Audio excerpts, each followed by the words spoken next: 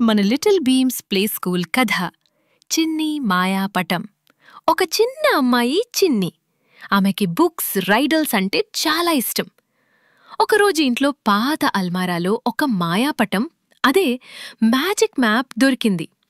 ఆ పటంలో ఒక రహస్య ద్వీపానికి దారి చూపిస్తుంది. చిన్ని తన చిన్న స్నేహితుడు బాలు అనే ప్యారాట్తో కలిసి ఆ ప్రయాణం మొదలుపెడుతుంది. కానీ ఆ మ్యాప్ అనుసరించడానికి ఆమె పజిల్స్ సాల్వ్ చేయాలి, ధైర్యం చూపాలి, నిజాయితీ పాటించాలి. చిన్ని ఇంట్లో చదువుకుంటుంది.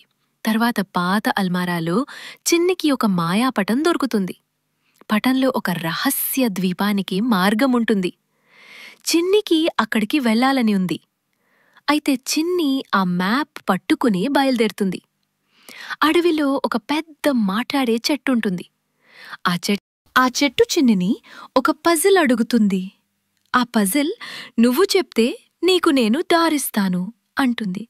అప్పుడు చిన్ని, "సరే, నేను చెప్తాను, అడగండి" అని అంటుంది. "నన్ను ఎవరూ చూడలేరు, కానీ నేను ఎల్లప్పుడూ నీతోనే ఉంటాను. నేనెవరు" అని చెట్టు అడుగుతుంది. చిన్ని ఆలోచించి చెప్తుంది, "నీడ్" అని. అప్పుడు చెట్టు సంతోషంగా చిన్నికి దారి ఇస్తుంది. తరువాత పెద్ద నది వస్తుంది. వంతెన లేదు. అక్కడ ఒక మాయా చేప ఉంటుంది. చేప చెప్తుంది, "నాకు సహాయం చేస్తేనే నీకు దారి చూపుతాను." అప్పుడు చిన్ని నీటిలో ఇరుక్కుపోయిన చిన్న చేపలను బయటకు తీసి రక్షిస్తుంది. మాయా చేప ఒక వంతెనను సృష్టిస్తుంది. తర్వాత ఒక కోతి వస్తుంది. పటాన్ని లాక్కోవాలని ప్రయత్నిస్తుంది. చిన్ని కోపపడకుండా కోతి సిగ్గుపడుతుంది, పటాన్ని తిరిగేస్తుంది. చిన్ని మంచి విలువలు నేర్పుతుంది.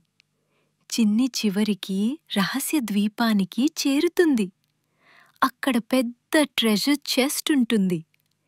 చెస్ట్లో బంగారం కాదు, పుస్తకాలు, జ్ఞానం, చిన్నవారికి ఆట వస్తువులు ఉంటాయి.